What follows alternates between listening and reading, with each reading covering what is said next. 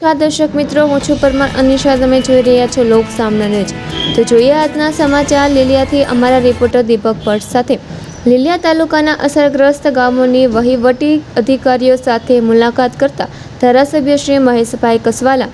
લીલિયા ગઈકાલે તારીખ 9/7/2026ના રોજ લીલિયા તાલુકાના અસરગ્રસ્ત થયેલા વિવિધ ગામોની સ્થાનિક ધારાસભ્ય શ્રી મહેશભાઈ કસવાલા દ્વારા રૂબરૂ મુલાકાત લેવામાં આવી હતી.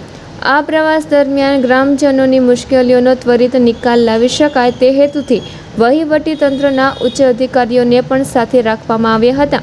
ધારાસભ્યશ્રીએ અધિકારીઓ સાથે મળીને અસરગ્રસ્ત વિસ્તારોનું ઝીણવટભર્યું નિરીક્ષણ કર્યું હતું અને સ્થાનિક લોકોને પડી રહેલી મુશ્કેલીઓ અંગે વહેલી તકે યોગ્ય રાહત કામગીરી કરવા માટે જરૂરી સૂચનાઓ આપી હતી.